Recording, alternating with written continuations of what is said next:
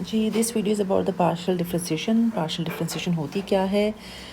Any equation which is involve in the function of two variables, ठीक है ना। ऐसी इक्वेशन जिसमें दो वेरिएबल्स मौजूद हों या दो से ज़्यादा, और हो सकता है उसके साथ उनकी डेरिवेशंस भी मौजूद हो, डेरिवेटिव फॉर्म भी मौजूद हो। यानी कि अगर इस तरह से कोई इक्वेशन है जिसमें x into d y upon d x plus something इस तरह से जा रहा है, यानी वेरिएबल भी है और उसकी डेरिवेशन भी मौजूद है, तो ऐसी इक्वेशंस को हम पार्शियल डेरिवेटिव्स मेथड से सॉल्व करते हैं। पार्शियल डिफरेंशिएशंस कहलाती हैं ये। इसमें दो चार बातें जो इम्पोर्टेंट हैं समझने की। पहली तो ये है कि देयर आर सर्टन नोटेशंस, जिस ये स्टैंडर्ड नोटेशंस हैं, ठीक है ना, जो कि हमें हेल्पफुल होती है आंसर डिफाइन करने में। अगर जो इक्वेशन जिसको हम z से रिप्रेजेंट कर रहे हैं उसे हम with respect to x differentiate कर रहे हैं, उसको हम p से रिप्रेजेंट करते हैं। With respect to y differentiate करें तो q से। डबल डेरिवेशन ऑफ x ले रहे हैं तो r है, डबल डेरिवेशन ऑफ y ले रहे हैं तो t है। और अगर हम एक्स वाई ले रहे हैं, डबल डेरिवेशन है लेकिन x एंड देन y या फिर y एंड देन x, तो वो s है। अभी y into x, x into y क्या है, हम इसको भी आगे देखते हैं, ठीक है ना। इसी की ये अगली नोटेशंस हैं कि अगर मैं इसको इस तरीके से लिखूं, मैं इसको जो है z की जगह फंक्शन की फॉर्म में लिखूं, या फिर मैं इसको f(x(x) लिखूं, ये सब एक ही नोटेशंस बताई गई हैं कि इस तरह से लिख सकते हैं। अब हम आते हैं कि हमने इसको करना कैसे है। ये हमारे पास एक सवाल है, ठीक है, और इस सवाल में हमारे पास जो है ये फंक्शन गिवन है 3x² y minus 2 plus y cube. जब मैं f ऑफ x कर रही हूँ, इसका मतलब है मैं डेरिवेशन ले रही हूँ विद रिस्पेक्ट टू x।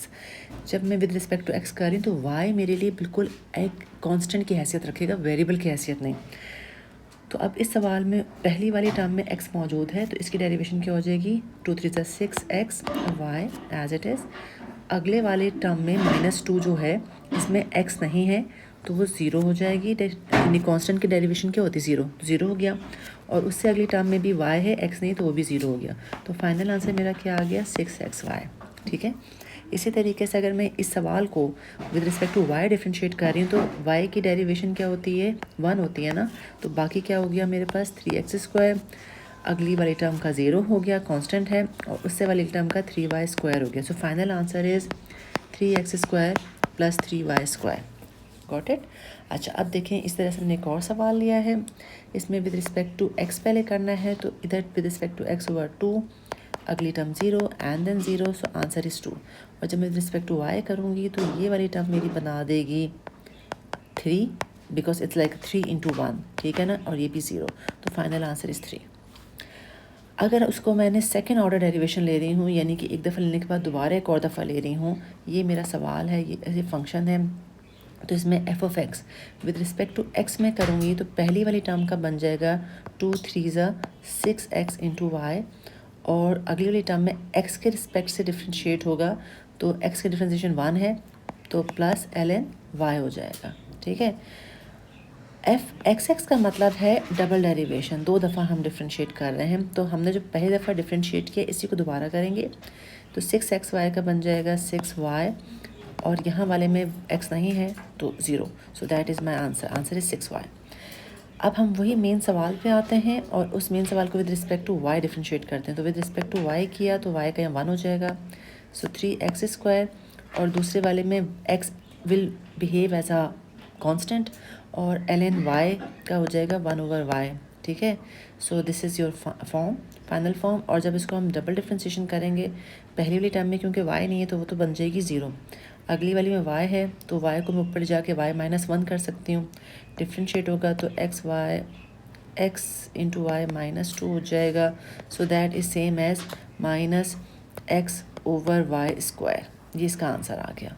अच्छा, अब ये देखें f(x(y) का क्या मतलब है, इसका मतलब है कि आप पहले मर्ज़ी है, पहले मैंने जिसको with respect to x differentiate किया है ना, जैसे मैंने ये वाला किया था, अब इसी को मैं जो हूँ, इसी वाले को मैं with respect to y differentiate कर लूँ, इसी फंक्शन को, ठीक है ना। किस फंक्शन को मैं कर रही हूँ, जिसको मैं ऑलरेडी कर चुकी हूँ, इसको मैं with respect to y differentiate कर रही हूँ।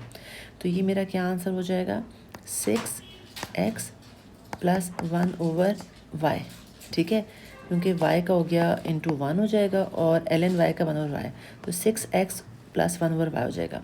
अच्छा, एक दूसरा स्टूडेंट ने उसने कहा कि क्यों ना मैं पहले विद रिस्पेक्ट टू y कर लूँ और फिर मैं इसको विद रिस्पेक्ट टू x करूँ। ये करके देख लें। अब जब मैंने विद रिस्पेक्ट टू y पहले कर लिया, अब विद रिस्पेक्ट टू x करूँगी तो पहली वाली टर्म बन जाएगी 2 3 ज़ा 6x plus with respect to x किया तो ये 1 हो जाएगा plus 1 over y। What did you notice? In both the cases you got the same answer, right? तो आप पहले x वाले को फिर y से कर लें या पहले y वाले को फिर x से कर लें। So that both will give you the same answers. अच्छा, इसके सवाल दो कर लेते हैं। पहले सवाल में ये आपके पास फंक्शन गिवन है और इसको हमने ये प्रूफ करना है। तो इस प्रूफ में z तो z है, z का तो कोई मसला नहीं है। कर्ली z अपन कर्ली x निकालते हैं। तो देखें, हर दफ़ा हमें ऐसा मुमकिन नहीं है कि हम किसी इक्वेशन में z को सब्जेक्ट बना के और फिर उसका कर्ली z अपन कर्ली x निकालें। हमें देन दियर वही निकालना होता है, ठीक है ना। तो अब जैसे इस वाले में मैं करूँगी तो मैं करूँगी इसको differentiate with respect to x में कर रही हूँ पहले। तो with respect to x differentiate करूँगी। किसको मैं डिफ्रेंशिएट करी विद रिस्पेक्ट टू x? इस वाले सवाल को। अब देखें, विद रिस्पेक्ट टू x कर रही हूँ ना, लेकिन डिपेंडेंट वेरिएबल z है। तो ये क्या बन जाएगा? 3z square into curly z upon curly x। अगली वाली में आई में तो 3y प्लस 3y है, इसका कोई ऐसा रोल नहीं है। और z का बन जाएगा curly z upon curly x। और लास्ट वाले में जब मैंने x के लिहाज से किया तो मेरा ये बन गया 3 इक्वल्स टू 0, ठीक है। अब इसमें से मैं कर्ली z अपॉन, अच्छा पहले तो मैं 3 कॉमन ले सकती हूँ इसमें से, तो मेरा बन गया z square curly z upon curly x minus y curly z upon curly x minus 1। तो 3 को डिवाइड कर दिया, so I have z square curly z upon curly x minus y into curly z upon curly x minus 1 is equals to 0। अब मैं curly z को यहाँ पे अगर मैं सब्जेक्ट बनाऊँ तो मेरा सब्जेक्ट बन जाएगा curly z upon curly x। Common निकाला मैंने, z स्क्वायर माइनस y, 1 उधर चला गया। So curly z upon curly x is 1 divided by z square minus y, ठीक है। ये एक आ गया मेरे पास। अच्छा, अब मैंने दूसरा करूँगी और मैं अब करूँगी differentiate with respect to y करूँगी, ठीक है ना। तो जब मैंने रिस्पेक्ट टू y किया इसी सवाल को, किस सवाल को? Same, z cube minus 3yz minus 3x equals to 0। तो z क्यूब वाले पे तो वही कहानी हो जाएगी, 3z square into curly z upon curly y minus अच्छा, अब यहाँ देखें, हाँ z तो डिपेंडेंट वेरिएबल है लेकिन y आपका इंडिपेंडेंट है। इस वाले ऊपर वाले केस में z आपका डिपेंडेंट था और y कांस्टेंट था, तो इसलिए मैंने इस वाले को जो सॉरी ये वाला यहाँ पर y कांस्टेंट था, इसको एज इट इज़ लिख लिया। इस पर कोई फ़र्क नहीं पड़ा, सिर्फ इस पे डिफ्रेंसिएशन अप्लाई हुई थी। लेकिन अभी इस वाले केस में मेरा u इंटू वी वाला दोनों पे डिफ्रेंसिएशन अप्लाई होगी। तो ये हो जाएगा, जब मैं y को डिफ्रेंशिएट करूँगी तो y का बन जाएगा 1 और z एज इट इज़ हो जाएगा, प्लस जब मैं z पे करूँगी तो y एज इट इज़ हुआ और curly z upon curly y हो जाएगा। फिर इस वाली पे तो कुछ भी नहीं होना है, तो 0 हो जाएगा ना, ठीक है ना।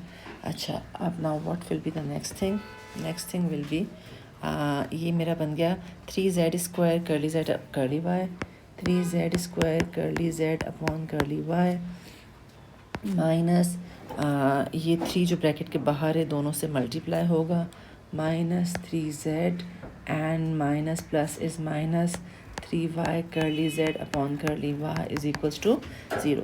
3 सब में से कॉमन निकल आया, ठीक है ना। वही काम इधर भी किया, तीनों में से 3 कॉमन निकालें और डिवाइड कर दे। उधर काटना नहीं है, मैं काट रही हूँ, आपने नहीं काटना, 3 कॉमन निकाल के दिखाना है। So you have now z square curly z upon curly y minus z minus y into curly z upon curly y equals to 0। Curly z upon curly y को मैंने सब्जेक्ट बनाया तो z square minus y is equals to z हो गया। तो curly z upon curly y is equals to z over z square minus y हो गया, ठीक है। अच्छा, अब इसमें हमने दोनों निकाल लिया। हमने शो क्या करना था, S we have to show that z into curly z upon curly x is equals to curly z upon curly y, ये शो करना था।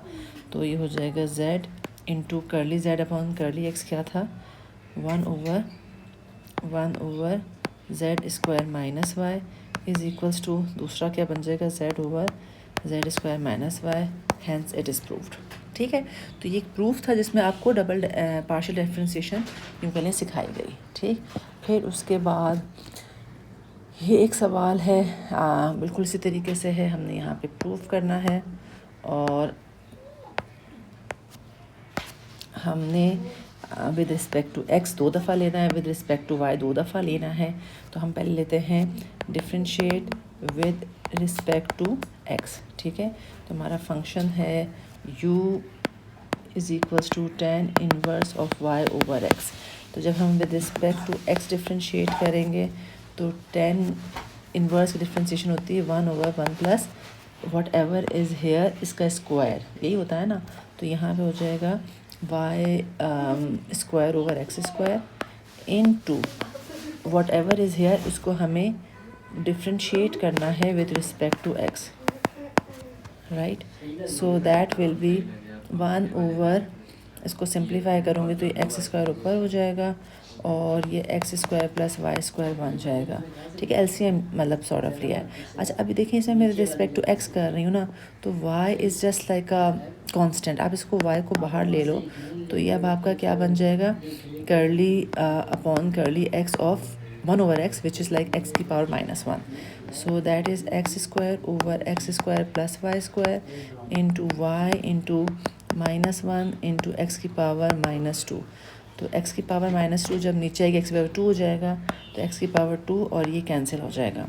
तो मेरे पास फाइनली क्या बचा, curly u upon curly x is equals to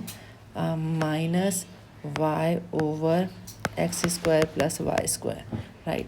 अब मुझे इसको दोबारा करना है अगेन, चलें इससे करते हैं again differentiate with respect to x।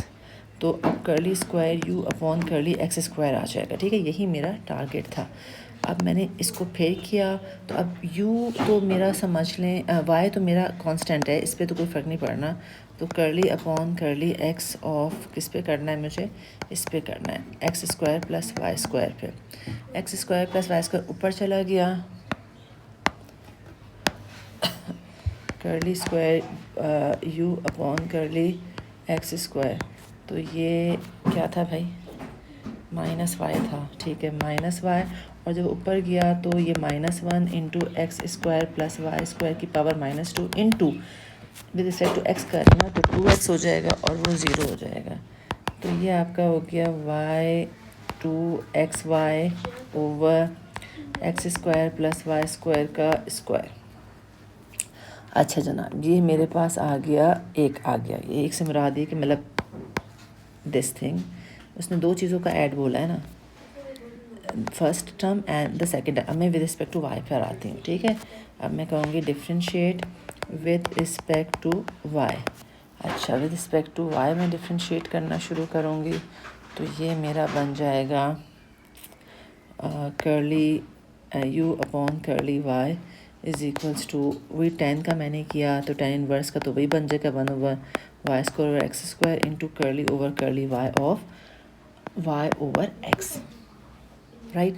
अब इसमें देखा जाए तो क्या होगा, समझ लें 1/x मेरा कांस्टेंट है, वो बाहर आ जाएगा और जब मैं y का डिफ्रेंशिएट करूँगी तो क्या होगा, 1 हो जाएगा ना। तो अब ये मेरे पास आ गया, अच्छा ये चीज़ तो वही बन गई, x square over x square plus y square, और यहाँ से मेरे पास 1/x बाहर आ गया एक तरीके से। तो अब मेरे पास ये x और ये कट गया। So finally I have curly u upon curly y is equals to x over x square plus y square. इसको दोबारा डिफ्रेंशिएट कर लिख लीजिएगा आप, differentiate it again with respect to y। तो जब मैं दोबारा विद रिस्पेक्ट टू y डिफ्रेंशिएट किया, यहाँ पे x as a coefficient treat होगा, तो curly upon curly y will be 1 over x square plus y square. तो ये मेरा x ये ऊपर जाएगा तो पावर -1 हो जाएगा। तो मैं डिफ्रेंशिएट कर रही हूँ यहाँ पे नहीं -2 ही आएगा ना, -1 -1 इज़ -2 इंटू 2y। तो अब ये क्या मेरे पास आ गया, ये मेरे पास आ गया -2xy ओवर x² + y² की पावर 2, ये curly square u upon curly x²। चलें जी, ये दोनों आ गए। अब हम प्रूफ करते हैं। प्रूफ क्या करना था हमने? प्रूफ ये करना था कि इनका सम इक्वल्स टू 0। अच्छा, कि मैं नया पेज ना भी खोलूँ तो मैं दिस प्लस दिस थिंग नज़र आ रहा है ना आपको, यहाँ माइनस है यहाँ प्लस है तो इक्वल्स टू 0 हो गया। हैंस प्रूफ लिख लिएगा। समझ आ गई बात? ये है कॉन्सेप्ट अबाउट पार्शियल डिफरेंशियल।